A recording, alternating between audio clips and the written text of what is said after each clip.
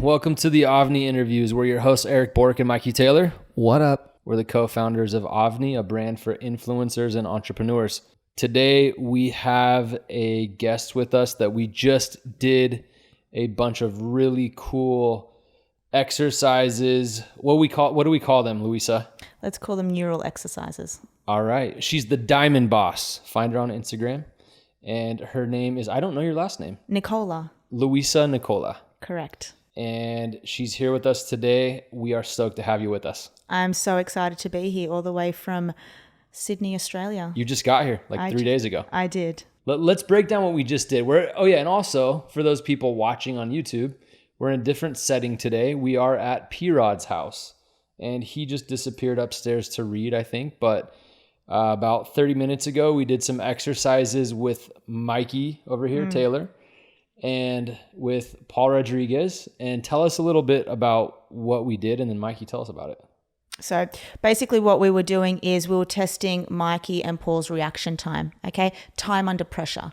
And we were using sensory equipment. So basically we got them to do, first of all, the alphabet, okay? So they had to touch the screen and touch, when it was A, when it was B, C, going in chronological order. And what we were doing is we were recording their reaction time. So every time the B would come up, how fast they would react to that B coming up. And I'm going to throw this out there just to kind of give it some credibility. When TJ first pulled out the machines, I looked at it, I was like, this is really basic. And it wasn't until I saw what it was doing. I mean, Paul got down there. Yeah. And you could tell Paul's like, I got this. And Paul gets really kind of like into it. And he's like, all right, I got it. And as I started to watch the mind working with the body, it just totally clicked what you're doing. Exactly. So it was really cool to watch. And we're going to have to send people to Mikey's vlog. So Check out my video. We kind of captured all of it. Us doing it for the first time. Yeah. The Luisa, yes. Kind of explaining what we were doing and how it works to improve the performance of athletes. And the really good thing that you just said was, mind and body connected. And, my philosophy is the mind is what the brain does. That's what the philosophy is at Neuro Athletics. But I truly believe, with all the research we've done, I truly believe that the brain will always come first. So the brain, the body will follow the brain, whereas people think that the brain follows the body. Whereas I think that if your brain is healthy, then your body will move correctly. And if your brain is wiring and firing and it's on point and it's reacting on time, then your body will follow that and react with it. Interesting. So what's your take on talent? Do you think people have talent? Or do you think Mikey's so into this conversation. We got in this, this wasn't even that long ago. This was probably 3 months ago. And we got in this whole debate because basically Paul thinks that there's no such thing as talent. He thinks it's all mental, right? And I'm to a certain extent, but I think some people are naturally better at certain things than others, and I think they can become great with their mind. But I do think some people just have like a God-given gift to do things. But I'd be interested to hear your take because you have dived so much deeper into how the brain works. Yeah. And even on that last statement. It's interesting because I read a book a few years ago, Talent is Overrated, and I don't know if you've read. Here we go. No. I don't know what your take is on that. However, when it comes to talent and learned ability, here's the thing. I believe everybody was born to do something. Okay. And whether your natural ability is to be able to run fast, okay, that's dependent on, have you got more fast twitch fibers or more slow twitch fibers? Okay. So for me, being a triathlete, I could run long distances, but I'm not a good sprinter. So do I have a talent? Could I work on sprinting? Yes. But could I be a world champion sprinter? No. And no matter how much time, no matter how much money I put into my body, no matter what, I probably still won't be number one. And that's the thing where I think, there's controversy because you have to know what you're good at, first of all, just what you're naturally good at. Like, can you throw, can you jump shot well? Can you throw a ball? And then are you interested enough in that to keep doing it and develop a habit every day? That's where I think we're skewed. I know when Paul said, It's overrated. Yeah, because what you just said there, Paul's this is what I think his response would be, is just by you saying you can't be number one, you'll never be number one. But if you could get your mind essentially, I'm going to be number one, I'm going to do anything, I'm going to stop at nothing to achieve it, then you'd be at number one, right? Where I don't agree. I don't agree with that. Yeah. Because what if I said to you right here and now, I will not stop until I'm a Victoria's Secret model. I can't cut my bones, because you look at that, they pick specific women, and my body, I'm never going to grow to 7 foot tall or 6.5 foot or whatever height they are. My legs are never going to, decrease into the size of my arm, no matter how, even if I'm at 2% body weight. There, you do have to accept it. And I honestly believe that no matter what, and we can bring Paul down here and we can literally go at it, there will come a time where I probably won't ever be able to beat a tennis player. I probably won't be able to beat Serena Williams ever. So why don't we do that? Why don't we get Paul down here?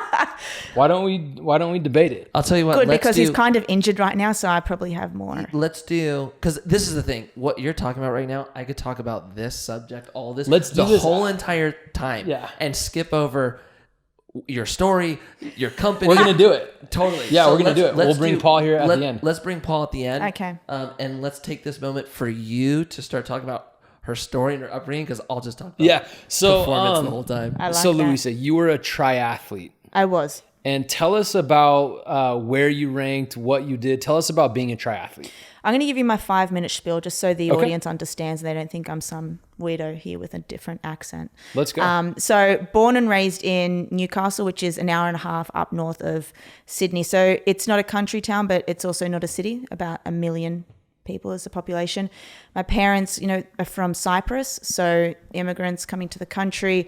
They had a food business, so I was brought up with a very entrepreneurial spirit. My father worked 7 days a week, so did my mother, and even when I was 10 years old, I was starting a business at school. I was selling red frogs.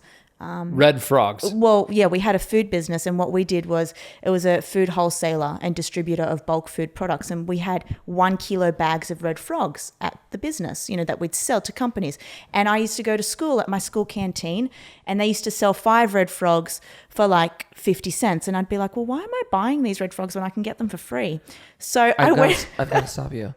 What? Is a red frog a candy? Oh, sorry. Yes. It's a candy. Oh, yes. It's a lolly. I was wondering the same thing. I looked over at you. It's such an Australian thing. Okay. Sorry. I know they're looking at me. So it's just a lolly, a candy. Okay. And you'd buy 5 of them for 50 cents. And I'd be like, well, okay. So I went home and I bagged up 5 red frogs, and I'd come to school and I'd sell them for 40 cents. I was making, some great profits, but then it got shut down by the principal. But so that's how I was brought up, just always, wanting to do something competitive. And then I got into swimming, and I was always competitive. I wanted to be number one. I was a great swimmer. And then I think at around 17, somebody dared me to do a triathlon. And this is when nobody knew what a triathlon was. I was like, what's a triathlon? And so I learnt. And I went and trained myself. I got a bike, and I got a running coach, and I literally just trained for 8 weeks, and I entered this Newcastle triathlon, and I won. Your first one? I won my first one. And nice. There was a triathlon Australian certified coach there, and he came up and spoke to me and said, listen, I think you need to give this a go. I was like, okay, cool. And before you know it, I was training 40 hours a week, day in and day out. And I remember he looked at me one day after we did like an 8-kilometer swim set, and he said, I'm going to turn you into a diamond. And this is how the word the diamond boss formed. And I said, what are you talking about? He said, right now you're a bit rough on the edges. He said, but I'm going to place immense amount of pressure on you. I was about 18. He said, and I'm going to keep putting this pressure on you. He goes, and eventually I'm going to take you to the world title. He said, and that's when you'll become a diamond. I was like, you're crazy. But look, at age 24, I got a invite saying that you've qualified. I had to do, 20 races, I think it was, over the season, and rank in the top 3. And then they take the top 3 to the World Championship Series in Bejing. And so you went to Bejing? And that was my winning ticket. So I went and I was like, oh, I'm a diamond. That is a great origin story for Diamond Boss. I just thought it was a cool name that sounded cool on Instagram. No. That's awesome. Yeah. So you qualified to go to Bejing. Correct. And you went to Bejing and hit a big setback. No. 2 weeks prior to Bejing, I got hit by a car. And that kind of changed my life. What happened? So we were, I was training with 2 of my teammates. We were traveling at 40 kilometers an hour on our bike. We had to do like a 120K bike ride. So we got to the 80K mark and we were about to turn around. And there was an old man traveling on the freeway at 100 kilometers an hour. And he hadn't had any sleep. He was about 82 years old. And he hit us. So 100 kilometers is about 60 miles an hour? Yeah, it's about that. It's about 60? That okay. Yeah. And he hit all 3 of you? He hit me. Oh, wow. And wait, not head on? And no, so he hit the back of my wheel, but hit the force at me going 40 Ks an hour, him at 100, and I was smashed up against a guardrail. Oh, wow. And so, yeah, that was What terrible. What happened? Did you break bones? What happened? Yeah, the legs. The legs went, and Both. I had to get my right leg. Wow. Was snapped, femur, LCL, MCL, ACL, all of it. 2 ribs. Yeah, I got everything, and it was terrible. And so that, it was interesting. I didn't care about my body. It wasn't that. I just couldn't believe that my world title was that was the hardest thing. You had worked forever for that, and then someone was taken hit you away with a car. I wish or a truck. and I was hit in the bike lane. There was, media articles written after. There was like a newspaper article, and it was devastating because I wish it was my fault. I wish that I did something wrong, but he hit us in the bike lane. And it was very traumatic. Wow. So, and the doctors, I was explaining this, the doctors were like, forget training, forget running. You're gone. Just accept it. And so they told you were done training. training. They said, you're not going to run again. So they just told get you that, you were not going to run again They said, ever? just get that into your head. I was like, okay. They said, the fact that you're even alive, we don't even know how that is. And when he said to me, you're not going to run again, like I couldn't accept that. Okay. And the interesting thing was my coach had Usain Bolt's running coach come and see us a week prior to my accident. He was from Colorado. So he came and I said to him, I need you to help me get faster because, your body is there. Your body gets to a limit where you can't do anymore. You can't get any more fitter. Okay. And as a triathlete, you reach your time where you can't get any fitter and you can only your mind is the only thing that's limitless.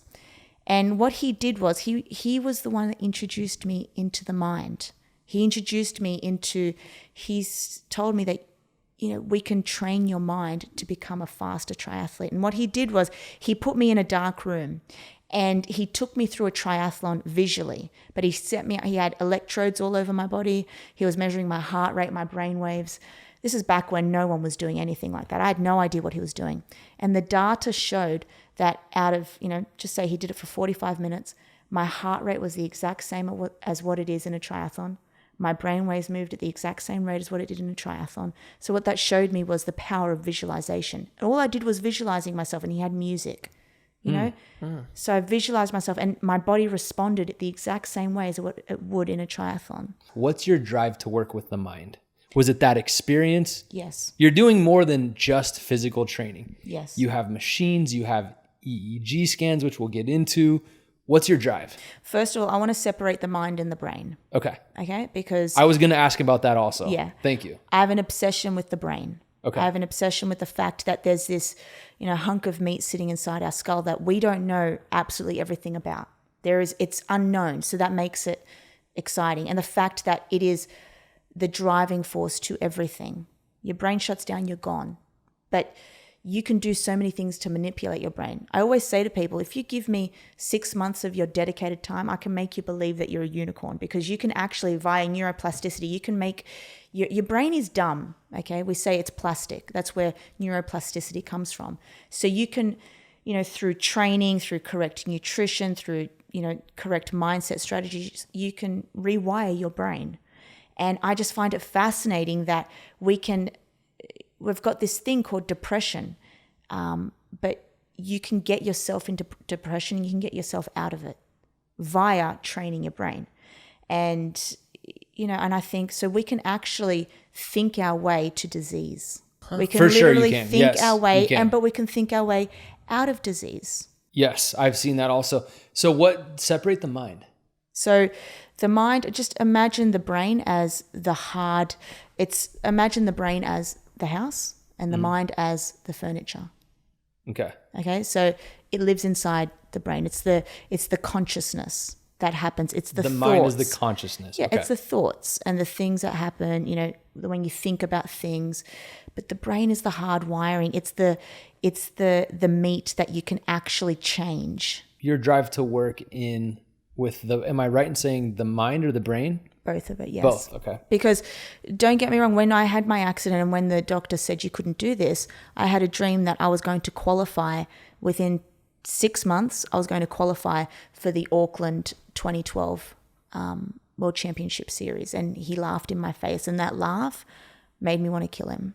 Yeah, I see that in you. So I did. That's rad. I was like, I'm going to kill him. I'm sitting here. I'm just like, I'm going to kill him. And so I did everything I could. I put my career on hold because I was studying at university. I put everything on hold to prove to him and to myself that I can make it to the World Championship Series. Even with multiple surgeries, I will get better in 6 months and I will beat everyone who has not got any injuries, and I'll just do it. And I did. You did it. And I did. And I ran the triathlon, and my mum came and she watched me. And What'd you place? 13th. 13th.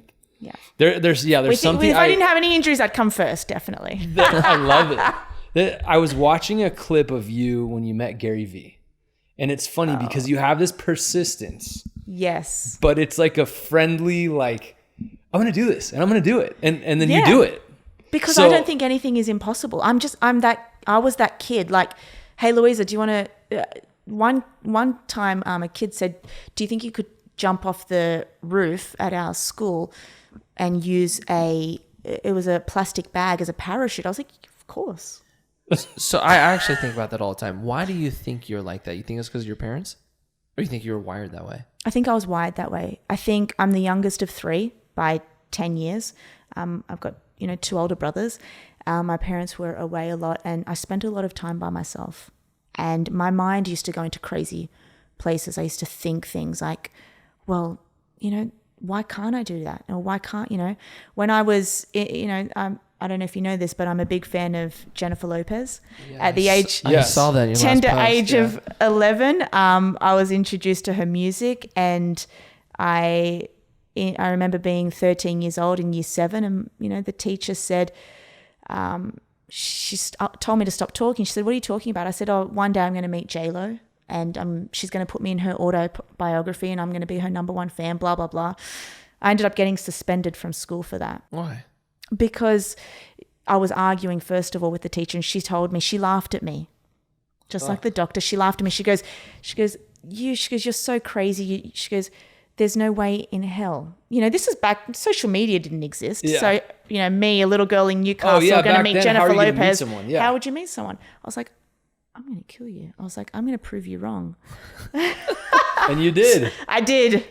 Love it. So, yeah. I want to make sure that we touch on you and your business and how it got started. Yes. So let's talk about, you were an athlete, a triathlete. You Yes. came back from this injury. How did you get into your business, which is Neuro Athletics? Is that correct? Correct. Okay, so tell us about that. So I started I started approaching sporting organizations, and being an athlete, I already knew a lot of people. I knew other athletes. So I just started volunteering my time. First of all, I started working with strength and conditioning coaches and saying to them, can I work alongside you and do, mindset practices? Like I want to do some visualization, some meditation, and some breathing exercises. I started really lean, just working like that. And then more clients started to take me on board. More athletes started to pick me up. Oh, Louisa, I heard you're really good at this. That's how I started, one by one. And then I went to sporting teams. But the birth of Neuro Athletics came because I had to register my business, okay? Because I started to get paid. I registered it as the Diamond Boss. That was the name of your business. That was the name of my business. And the holding company now is the Diamond Boss. And what happened was I started to work, I primarily work with men now. Probably 90% of my clients are men. And I had some soccer players. They're like, listen, I've got to tell you, I can't work with somebody from a company with the name The Diamond Boss. I thought, okay. I never even thought, he said, look, your branding, I had a pink diamond, and they're like, listen, this is really, I just can't do it. I thought, amazing. I didn't even think about that. Yeah. I was like, okay, great. So I didn't think, and I think what you need when it comes to entrepreneurship, you can't sit on a thought. And I didn't get all emotional about it. I said, okay, great. And within a day, I had registered Neuro Athletics. I sat there and thought, okay, well, athletics, the brain, and I literally sat there. I registered Neuro Athletics, completely rung my graphic designer. I said, this is what we're doing. You need a new logo, you need this. I did it within 48 hours. I got back to this client. I said, great. I said, you're now working with Neuro Athletics. He's like, well, what? I said, are you fine with that? I said, we've got black and white. That's the new logo, and that's how it started. That's amazing. So yeah, it was hard at the start, just one after the other. And I made sure that I got results, because results speak for themselves. Go ahead. I want to touch on something you just said. Basically, like how important it is for anyone in the entrepreneur space running a business, how not to get stuck on a thought and to just basically fix and move on. Why do you think people get stuck in that? Why do you think there's a lot of people that have a hard time just basically shifting and then moving on? They overthink. They fear, and it's just stupidity. I think they've got too much time on their hands. If you want to sit there and think that your business name is going to make you, you shouldn't even be an entrepreneur to start off with, because that's the least of your worries. The color, the logo, the name, it's got nothing to do with it. Neuro Athletics, I could call it brain leg, and it would still yeah. like it would. It's not about the name, it's about the work you do. I could have the most beautiful, and most artistic logo, and no one's going to remember the logo. They're going to remember how you made them feel and if you got the results for them. Yeah. Yeah. So you just can't think. And also, I'll just touch on that. My greatest fear in life is losing time. I've been like that from a young age, and I can't lose time, even when it comes to people. If I feel like they're wasting my time, you'll find I start to get anxious, because I think to myself, you're stealing my time. So I don't want to sit on anything that's not going to benefit me. Or you're not moving forward. Yeah. And your client list, I know because of confidentiality, because you're doing health stuff, you can't share your client list. But is it safe to say you're working with a lot of A-list celebrities? Celebrities? Or excuse me, athletes. Well, here's the thing. When I first started with the Diamond Boss, we were working with entrepreneurs, entertainers, and athletes. And just like Gary Vee says, you got to let the market choose you. So now I just work solely with athletes, have worked with entertainers. And yes, I've got some A-list clients. I've got a lot of professional soccer players, basketball players, the boxing community, especially in New York. I've got 12 pro boxers, female and male. Nice. Yeah. Is there any similarities between like a celebrity and an athlete as far as mindset goes, or Yes. Yeah, There's a massive difference. I've worked with no, I was saying, is there a lot of similarities? Oh yes, they've got the drive, okay, the enthusiasm, but they've got that thing of never giving up, which is what we just spoke about. Yeah. Just that, I'll do whatever it takes. You think that goes it across takes the that. board? Celebrity, athlete, entrepreneur. Yes. Yeah. You really, because you do. Because there comes a time in your life where you have, I think, to be the best or to get far, you have to, you look at highly successful people. I think one time in their life they've had to risk something. Yeah. And everyone's got a different story. Some people have to risk, some people have to, it comes into finances. Some people have to risk a marriage. Some people have to move across the other side of the world and leave their family. Like, I think you have to, and you have to have, the tenacity to be able to do that. And yeah. So let's get into the science a little bit of what you do. So when I say perform better, think faster, and live longer, I think that if you want to be truly great on the field or as an athlete, and you want to be in your zone, it's about how do you become better? How do you perform at your best. Okay. So it's not about, here's the thing, it's not about becoming the best.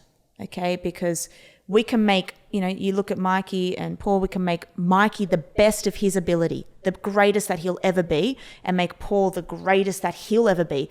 But one of them is going to win. Paul's still going to be better. I knew you were going to say that. But so when we look at neurofeedback, okay, so that is literally when we use the EEG, electroencephalogram. It's like a, you put electrodes, you hook them up to your head, and it measures the electrical activity that's happening in your brain. So we've got brain waves, okay? You've got alpha brain waves, you've got beta. And so like when you're driving, for example, you know how you get into that state and you're just like, oh yeah, you're driving across the freeway 20 kilometers later, you're like, how did I get here? It's because of the certain, brain waves that's going on in your brain at that given time. And what we know now, No, go ahead. I'm going to go. What we know now, and this is highly credited to Stephen Kotler, who looks at the flow state, and he's part of the I think it's called the Genome Project, but he looks at the flow state and what happens in the brain. What we know is that when you're in the flow state, okay, that is when you're on the field and you're producing your best results. That means when you're in the present moment, you can't hear anything around you. You just produce your best efforts and best work with no thinking and no, you're just doing it. We know that you're emitting alpha brain waves primarily in your brain. And what are the different types of brain waves? You've got alpha, you've got beta, you've got theta, you've got delta brain waves, and they all do different things. Some of them happen more frequently when we're asleep. Some of them happen when we're driving. Some when we're anxious. It changes. So if we know that, we go, great. Well, we know the brain. We can work on the brain. So we hook this, we hook the electrodes up, the EEG, and we find out what's happening in your brain right now. Okay, so we could get you doing, getting a tennis ball and hitting up against the wall, or putting you under immense pressure, okay? Maybe making you stand on one leg. We find out how your brain relates to that pressure. How well are you relating to that pressure? And we think, okay, if you're doing, it gives you a baseline measurement out of 10. Okay, Mikey, you performed 3 out of 10. So let's work with you on that specific task, okay? It gives you, so what we can do is we do a neuro performance test. Okay, it goes into mental endurance. Okay, that is your ability to, retain information and be able to focus for a long period of time. It gives you a score out of 1 out of 10. Then it says your focus capacity, how much your ability in your mind is able to focus, how much it can take on board at any given moment. And then there's your reaction time. Okay, so we can find out all these in the very first session. It takes 45 minutes. We can find out what you sit at. If we say, okay, well, your reaction time is sitting at, 4 out of 10 or 3.4 out of 10, we can say, let's train that so you can become better. Because we know, especially when it comes to ball sports, when it comes to soccer, your ability to react under pressure, that means the difference between holding the ball for 2 seconds and getting rid of it within a second. Yep. Okay. So and I'm going to jump in here real quick and just say this. I haven't told you this yet, Luisa, but my girlfriend did a full brain scan, and I don't know what type it is. I should have asked her, but essentially it was the most useful thing in our relationship, because she discovered there's certain things that happen under stress in her brain. One thing that happens in her brain when she gets stressed is she loses the ability, almost essentially she can still hear, but it's like you were talking about when you're driving and you don't know how you got there. Yeah. For her, the scan they did, basically it said when she's under stress, she does not hear, essentially. And so I would always be sitting there when we would get into disagreements and being like, why aren't you listening? Why are you like blah? But really, that's the way under stress, that's how her brain functions.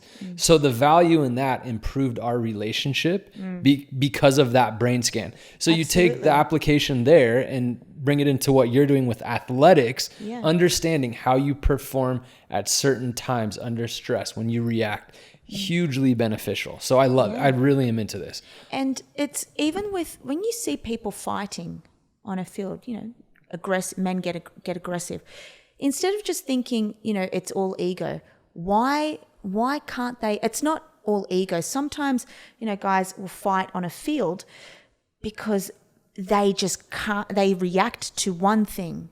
Mm-hmm. They may react to someone calling them something or someone hitting them or having, why do they react, and how can we stop them from reacting?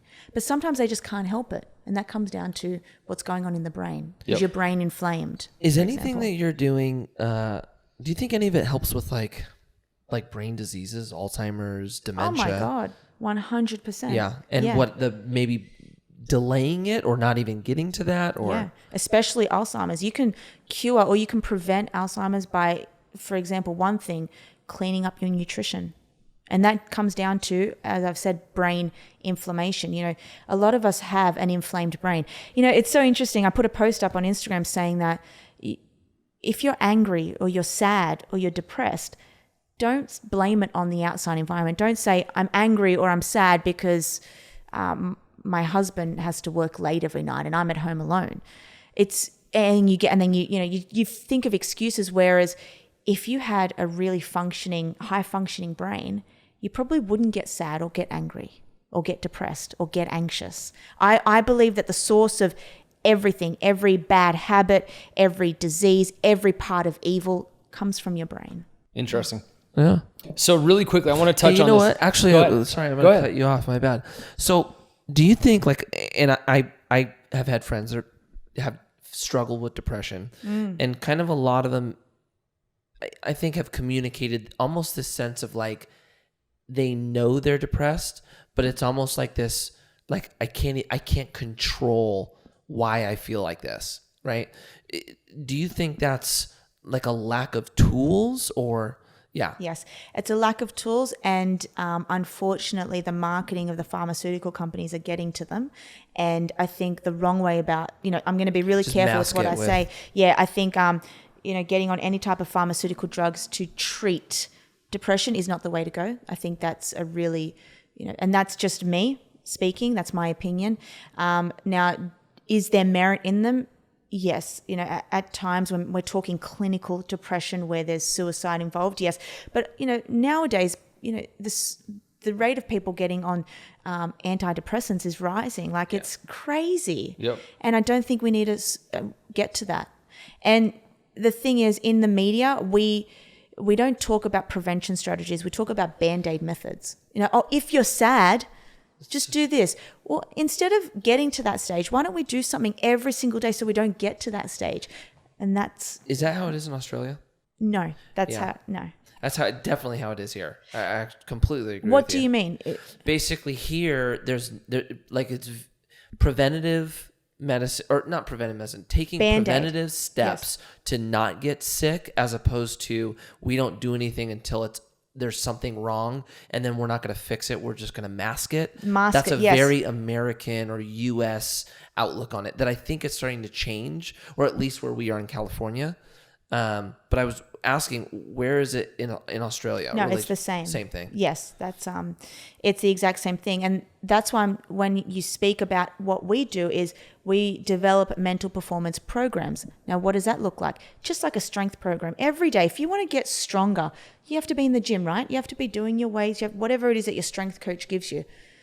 But if we want to be happier or have better thoughts, or we can't just sit there and go, yeah, I hope I have, but you have to do it. You have to put in the work, and we're starting to do it now, but we still don't recognize the fact that every single day you need to work on it to have a better relationship with your wife. Would you agree? Every day you have to work on it. You can't just, sorry, honey, I'll see you in a week. Every day. Every day. Yeah. Every single thing that comes out of your mouth is, it's, resulting in something good or bad. And you can be working on your brain every single second of the day. I'm going to use Mikey to illustrate this. Mikey, or I'm going to ask Mikey, you have been for 1 year now writing down because I would consider this a mental exercise. Maybe. Let's have Luisa chime in. Okay. You've been writing down 3 things you're grateful for. 5 things you're grateful for, and what else? Every morning for a year now. Every morning I've been doing 5 things I'm thankful for. Yeah. 5 kind of more personal development goals, and then 5 goals more kind of business related or what I'm trying to achieve. I've starting every morning out that way. Yeah. Have you noticed a change since you've been doing that? Oh yeah. Yeah. Oh, of course. Like I went through, and we kind of talked about this. I went through this like whole losing sponsors and losing my career in a sense, identity, the whole thing. And it was so hard that I had to kind of really start implementing all these tools to essentially get me through what in my eyes could have been a very depressed place. Right. And now basically going through it and now being on the other end, I feel like I have such a better, not only outlook, perspective, mental health, all of it. I feel like I'm functioning at a pretty positive and efficient kind of way. And I actually get DMs. I think the most common question I get in my DMs is, how are you so positive? Because I actually really struggle with it. Are there tools that I can do to help? Yeah. Right. And it's, you'll have a lot more knowledge than myself, I think, but I have certain tools that I use. Yeah. Is there tools you could recommend? Let's get to that. Yeah. Let's talk who about essentially is having a hard time and doesn't know how to get to a place of being positive. Yeah, definitely. First of all, instead of just finding out, hey, I'm not having a good time, what do I need to do to have a, like, you know, you got to follow it. You've got to figure out, first of all, why. Because when you follow it, when you follow your thoughts, you realize you get to a dead end and think, oh, I was really just worrying about this for no reason. So you got to figure out, first of all, why you're not feeling good, and what you can do to become more positive is, for example, gratitude. Now, you said you write down 5 things that you're grateful for each day, first thing in the morning. That's not, that is very scientifically proven to, it enhances, the happy chemicals in your brain, like the endorphins. That's what you do when you're grateful and when you're happy. It produces different neural structures in your brain. You basically tells your brain, we're safe. Okay? Your brain only cares about one thing, and if we can all recognize this, it cares about survival. That's what it's there for. It's here to keep you alive. Date back into the caveman days when we had to run away from a lion. Okay? It's there to say, hey, this is danger. Okay? But nowadays we seek danger as a bad comment on Facebook or Instagram. And so it tells our brain, our brain doesn't know if it's a lion coming towards us or what. It tells our brain the exact same thing, danger. So what happens then? Your entire body shuts down because it goes into survival mode. Now, what happens is, and it's so interesting for especially women who are trying to conceive and they can't, the first thing to go, your reproductive system says, well, we don't need to make babies now. We're not concerned about that. We're concerned about, we need to get blood flowing. So it goes into completely shut that down. Let's shut down digestion. That's why people who are under immense stress, our body's shutting down, so we get bloated. We go through skin irritations. It's all caused because you've told your brain you are under threat. Your brain shuts your body down and only focuses on the things that are going to keep you alive and the most important things. So when you can recognize that and realize that you can change your brain. So I call this, there's a 5-second rule I have. It's like a 5-second cortisol rule. You can get rid of cortisol and deplete it in 5 seconds. Okay? So if you think a negative thought, close your eyes for 5 seconds, breathe in as many times as you can. Take a deep breath in, hold it, deep breath out, and think of something happy. Okay, now I use this tool with my athletes. When they're on the field, I use an anchor. Okay, I might get them to, if they think an anxious thought or a negative thought, I get them to click, for example, give themselves a auditory cue, click with your right hand and think of your happy place. And they all have a happy place in their head, whether it's on the beach, whether it's them at the World Cup, whatever that is, that immediately tells your brain, your brain visualizes and goes, oh my God. It gets you excited, gets you happy again, so then you can come back into the present moment. Okay, so that's a good one. So 5 second, close your eyes, visualize.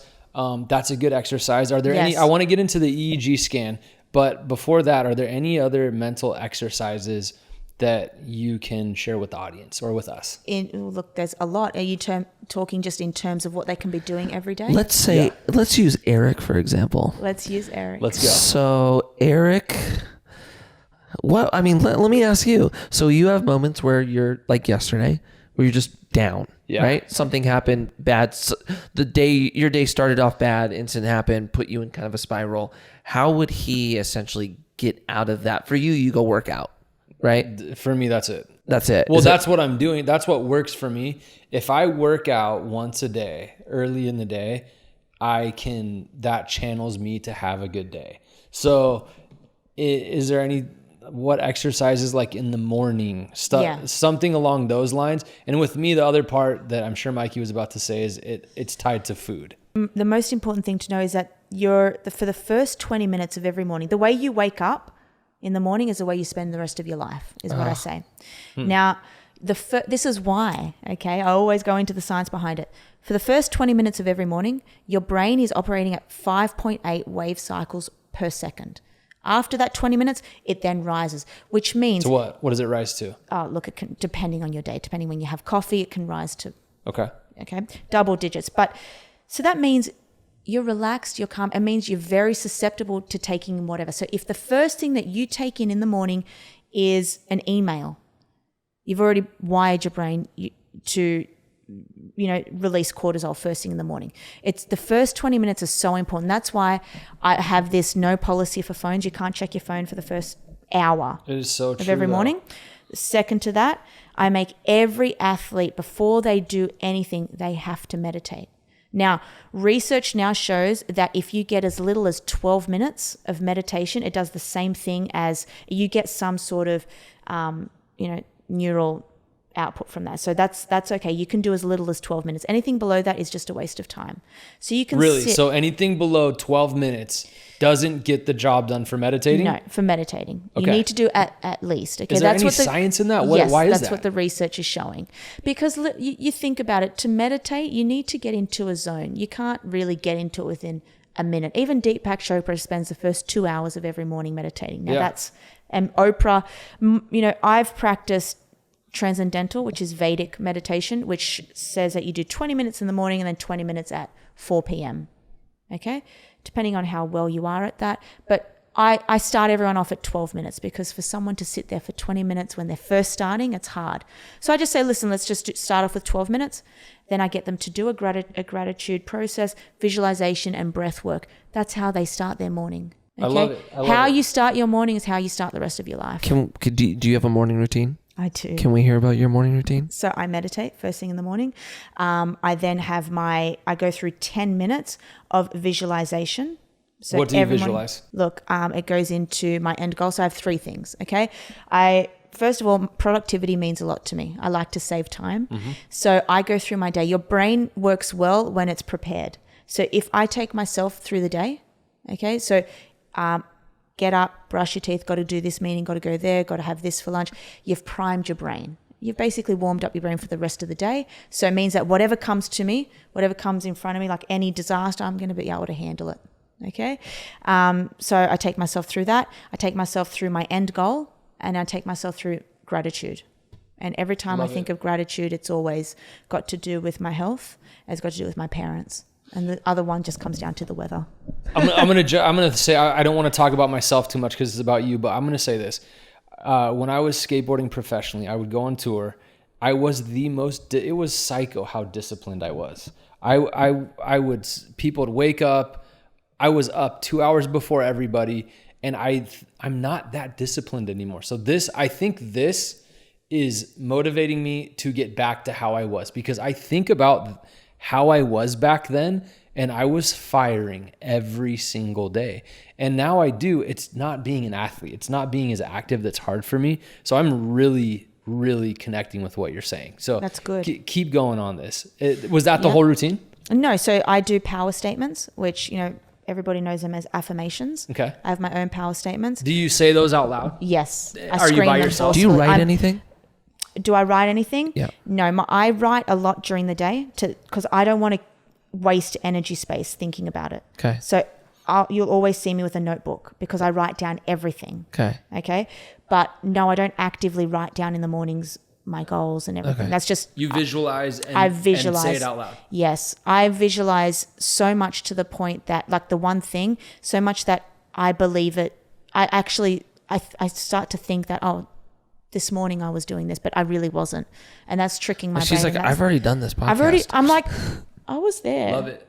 Yeah. So yeah. I know we can't dive too much into the EEG scan, but can you tell us just maybe one story about the EEG brain scan? Yeah. Or I'll tell you why it's so effective. First of all, let's talk about what neurofeedback, the feedback that you get from your brain. Okay. Now, I had this baseball player. Okay. Great. At the top. He was performing at the top. And what happened was he tore his ligament going around the second base. Okay. In a game, he had to go and get a reco. He got everything done to his leg. Now, what happened was he went through his rehab. He went back on the field and he was training and he was traveling 2 seconds slower. Okay. So they timed him again. They have that strength and conditioning coach, everything. They were training him and they could not, for the life of them, they said his fitness is at the same level, his heart rate, his blood, everything's the same, but he's going at 2 seconds and he slower. was fully recovered physically? Fully recovered. Okay. And they just said, it's his knee. Okay. And in comes Louisa. I said, no, it's not. It's not his knee. I'm going to prove it to you. We popped on, and let me tell you, there's so many different types of EEGs that you can use. Yeah. Okay. So many types. But one of them that we put on him, I put it on him and I said, run around the field. Now, what happened when and this is beautiful. He went around the second base. Every time he went around the second base, his hippocampus lit up. The memory center of his brain took him back. Every time he went around that, his brain says, you're going to rupture your knee again. And the hippocampus is the part of the brain that processes fear. Is that correct? No, what does it do? Memories. Let's just leave it. Okay. It does a lot of things, but let's just go to, it takes you back into that time where he visualized himself doing his knee again. So we don't need to get him fitter and stronger. We just need to get rid of that memory, basically. Or we need to train his brain to believe that it's not going to happen again. So what'd you do? So we just worked with him on that. Let's get you into a visualization process every day. Let's get you being, first of all, let's accept the fact that did happen, but now you can come back stronger, because it comes down to a belief. Yeah. Does he believe, and he probably always believed that I'm never going to be better. And that's what it starts with a belief. And that it tells his brain, I'm not going to get better. So your brain finds reasons. Whatever you tell your brain will go and search for the reason. Yeah. So tells his brain, I'm not going to, so the brain's like, okay, here's your reason, because this is what happened a year ago. So it thinks about it and then it slows you down. It's in that moment. But that's what elite athleticism is, isn't it? It's about the 1 seconds. 2 seconds. I love it. So that you were, by seeing what his brain was doing in that moment, you're able to say, look, doctors, it's not his knee. He's not slower. His brain, literally, his hippocampus is firing. That's a memory.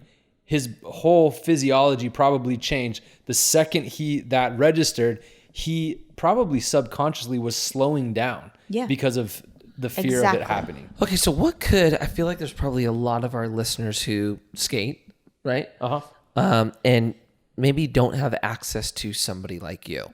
Yeah. Is there for them going through injuries and facing whether it's memories, fear to move forward, whatever, is there things that they can do at home that would help them not get back to 100%? Yeah. Well, first of all, like I said, a healthy brain equals a healthy mind. Okay. So you've got to start being comfortable with your brain and start to realize that every single day you can be training it. So what can we do every day? Okay, we can be meditating. We can be looking after our nutrition. First of all, drinking at least 3 liters of alkaline-based water. Looking at if you're taking any supplementation, what are you taking? What foods are you eating? And the biggest one, I would say sleep. How well are you sleeping at night? Because, you can say to me, I'm sleeping 8 hours a night, but that doesn't mean you're going into eight hours of deep sleep. Give us a rundown on sleep. So you've got 4 cycles of sleep, okay? You've got, first of all, you go to sleep for the first, it's like light sleep, okay? Mm-hmm. Then you go into REM sleep, rapid eye movement, okay? And then you go into deep sleep. And when you're in that deep sleep, it usually happens from 10, based on circadian rhythms, it usually happens from 10 p.m. till 2 a.m. That's when you should be well and truly in bed asleep before then, okay? So when you get to 10 p.m., you're in that deep sleep. Now, what happens is that's when your brain is basically, and your entire body starts to clean itself.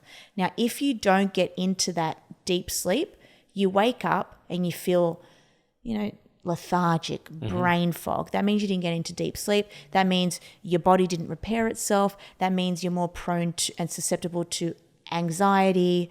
Things just don't repair themselves. So I would say you've definitely got to, practice getting into deep sleep. Now, how do we do that? First of all, you've got to eliminate all the light that you see. Like you don't want to have any light coming into your eyes half an hour, at least an hour before you go to sleep. Okay. You can do this by not looking at a screen, not looking at your phone. I use blue light blockers. I use glasses, and whoever's with me during that time think I'm absolutely crazy, but I block out the harmful light.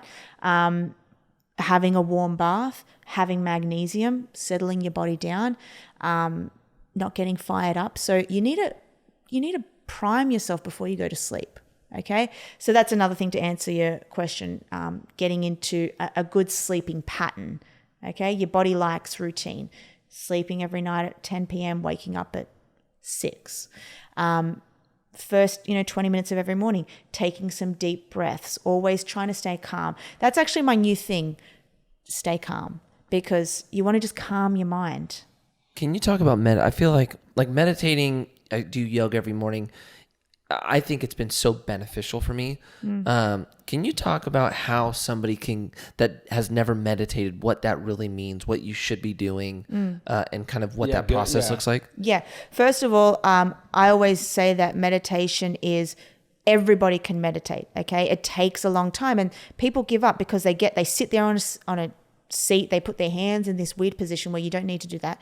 They close their eyes and they fidget around. So the one thing that it's not a chance for you to just sit there and think about your day. It's a chance for you to sit there and try and have, delete all the thoughts that's happening in your head and think about nothing. And it's hard because your mind wanders. So anybody who's first starting, the first thing I'll say is find a quiet place. Set the timer on your phone to 12 minutes or 20 minutes. Put it far away. Don't have any dogs around you. No cats, no pets that can, distract you. No loud noises. Sit there. And you don't need to, focus on your breathing. Just sit there and try and just see black. Basically, don't try and have any thoughts. Now, here's the thing. When you do have a thought, that's okay. Try and bring yourself back into the no thoughts. And it won't happen. You won't experience 15 minutes of meditation to start off with. But over time, you may experience 20 seconds. That 20 seconds will turn into a minute. And that's why it takes maybe 3 months to be able to really meditate properly. But let me tell you, once you get into that meditation place, your brain, it goes into an area that you cannot access, free willingly. Mm-hmm. You go in, and when you're in that, it's like euphoria. You can open up your eyes and some of the best business ideas in the world happen in that state. Yep. And so I would say persist. One thing that I actually had a really good guidance on that state, and I'm a very visual person. So the person that guided me, they said, picture a pond, and every time a thought comes in, picture the thought bouncing away. And once that pond is totally just mellow, then you'll start to actually experience the benefit of meditation. So, I mean, or like black, like you were saying, like a blank space. So keep going. So, that was just something that worked really good for me. So when it comes down to thoughts, let me ask you something, Eric. You said you had a bad day yesterday. I did. What are you happy to just open up about that and sure. be a bit vulnerable? What were you looking for? To be honest, I don't remember. It was one of those mornings. I will say this. I completely agree with what you're saying, because it started with my phone. There's always notifications in the morning, and I feel like it's such a gamble to look at those notifications and see what they say right when you wake up, which is what I'm currently doing.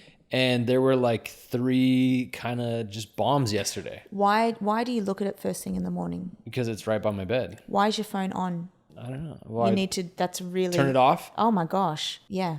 Turn it off or put it on flight mode at least and get it out of the room. I have this fear that someone's going to need me and like I'm not going to be there for them. I think that's what it is. Okay. That's fine. They're going to deal with it. Okay. Or they're going to call somebody else. That's really harsh of me to say. That's okay. Second of all, why do you put yourself second when you first wake up? What? I don't understand. Putting yourself first means that you are number one priority. Your mind, your brain, your body's number one priority. The people in your phone is not. But you're putting them first because you're thinking, Totally. What if this person on Instagram that doesn't know me has sent me something? Yep. I'm going to check that. I'm going to put this person that I don't know first. So you've put yourself second to start off with. So how can you have a good day when you don't even put yourself first? Yeah, and that's what I was saying when I did that, when I was traveling, and I was the most disciplined, and I'm not completely undisciplined now. I was the most disciplined person I've ever met for like years. Like it was crazy. And yeah, it was hugely beneficial in the morning. I can't really think of it. There was something financial, just to make sure I answer the question. There was something financial, there was something business, and then there was something like, I don't know, and they all kind of hit me in the morning, right? So that's why I was like, woke up in a bad mood. I love, I've got like these life lessons that I've learned, over my 30 years on this earth. But one of them is you can never control anything else other than you and your thoughts and your mind and the way you react. And learning that and putting it into action has made the difference between everything, because you'll never, you can wake up and you can find something devastating on your phone, but you can't control that. You can't control what's going to happen. You can only control, with the way you react to it. If you react that first 5 seconds, if you reacted to those messages as, I'm under threat, that's what you've done to your body. That's why you had a bad day, because you told yourself. It is. But were you going to die yesterday? No, it was just stress. Exactly. I always tell my athletes, I make them write out a list. Okay. First of all, if you've got a fear, and this is for, anyone listening, if you've got a fear, I want you to write down, get a pen and paper, write down, what's the worst that can happen? It's a game I play. And I make my athletes keep going. It could take 10 minutes. And I said, make sure you write every single thing you can think about. And I drill it into them. And once they finally hand over that piece of paper, if death isn't on there, they've got no excuse to stress out. Sometimes death is on there, for some people who have to jump off cliffs. I heard some stat, I don't know how true it is, but I heard some stat that basically out of all the things that you waste energy on fearing, it's only like 3% of it ever comes true. So you end up wasting 97% of your thoughts worrying about something that never happens. But think about this. Thoughts, what are they? They're nothing but something that you heard from somebody else. The only reason we know thoughts are make-believe. The only reason you know that negative thoughts exist is because our ancestors told us that, and their ancestors. I mean, thoughts are just things flying around that we know. Somebody told you long ago that if you get this type of message, it means to stress out because something bad's going to happen. But that's not true. The thing I keep thinking about is the 12 minutes of meditation. I did not know that. And the value, and I want to make sure that we emphasize this, because the thoughts, you're talking about thoughts going in your brain. There's something that happens when you eliminate all of these thoughts from your brain. Now, understanding your science that it takes 12 minutes before you actually enter this state is a way to get those thoughts essentially out of your mind and have a clear mind, and then go into that. Because we're getting to the end, I do want to ask you this. Do you feel like this is what your thing is in life? Are you doing what you're supposed to be doing in life? Is Neuro Athletics yes. This is your thing. This is your fit. This is because that's the theme of our podcast. I want to make sure we touch on that with everybody that's there. I think it's, at least for me, and it's funny. We've just met today for the first time. Follow you on Instagram, see what you're doing. I was actually very impressed by how much knowledge you really have in what you're doing.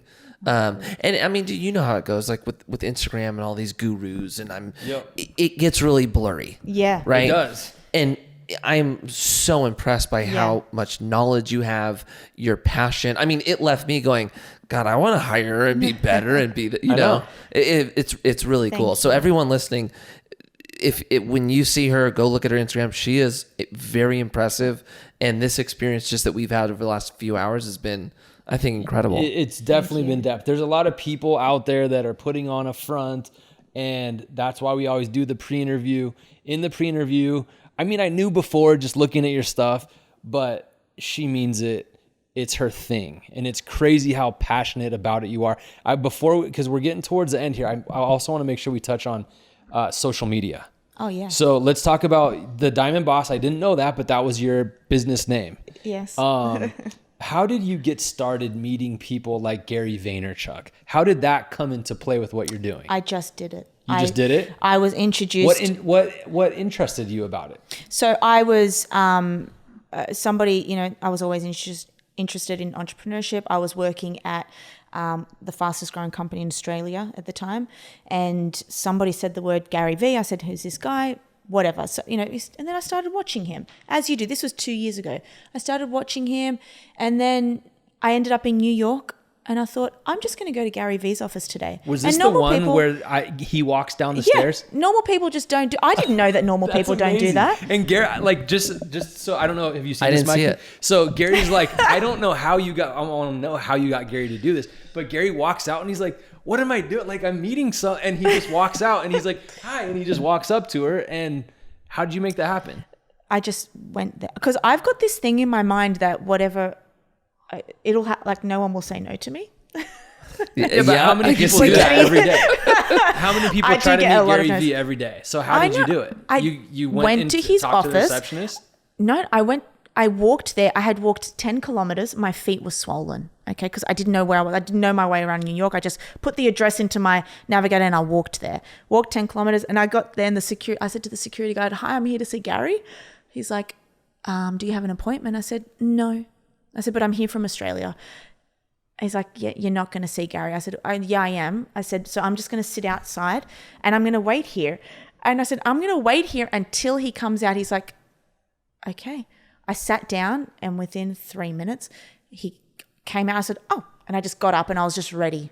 I said, hi, Gary, I'm Louisa. I'm here from Australia. Whatever. We spoke and he's like, I like you. He goes, go up to my office. I ended up staying in his office for 2 hours. I harassed the entire Gary Vee team. I made them all follow me on Instagram.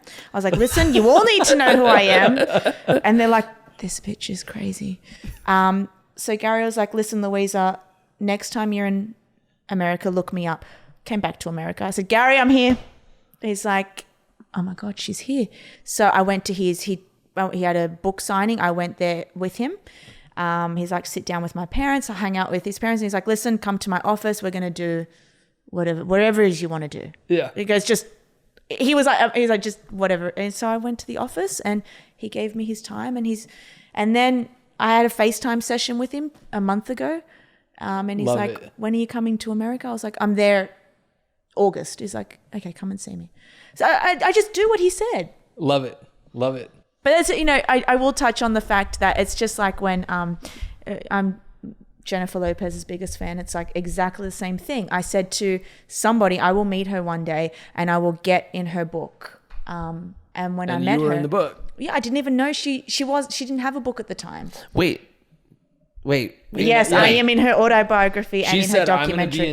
I'm going to be in J-Lo's autobiography. Oh, I didn't know at age that. 13, yeah. And I kept telling myself that every day. And you're in it. And she put me in. I'm on 2 pages. Unbelievable. Yeah. And in her documentary. Unbelievable. Yeah. Yep. You can tell it. You can see it. And also, let's make sure we say, like, if you want to see what we did today, go to Mikey's at Mikey Taylor's IGTV, and you can check. And also, it may be out or may not by the time we put this out, but it will be there. And where can people find you? Yeah, let's talk about where people can find you. So social media, _ the Diamond Boss is my Instagram name. That's where I spend most of my time.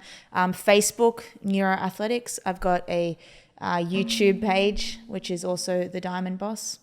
But yeah, you'll find everything mostly on Instagram, and I've got Twitter, the Diamond Boss. Okay. Awesome. Oh, and also I have a podcast, which I'm going to put this up on. It's called the Neuro Experience. Okay, cool. Awesome. I got to be honest. I'm really stoked on this one. I'm really stoked. This was a good one. It's crazy to see how much further you've taken this past training people. Yes. Like, that's what I thought. You even got a session in there. We just analyze you. I don't know if you know that. Wait, what's that? Did you see when we were analyzing him? Like, hey, your day yesterday, you even got a bit of a session. Oh, I got to see. Yeah, I did. Yeah. I need more of those. I also need to meditate for 12 minutes. Yeah. This has been super good. So Luisa, check her out at the Diamond Boss. And watch out for Mikey's IGTV story today. We were in the backyard with P-Rod. She had her team come out, and they did exercises, mind, body, fitness exercises. Is that accurate? Yeah. I mean, it was really cool. So Awesome. check it out. And also anybody watching on YouTube, don't forget to subscribe on iTunes and vice versa. Thank you guys. And Luisa, seriously, thank you so much for coming out. This was amazing. Thank you. All right. Thank you. Bye.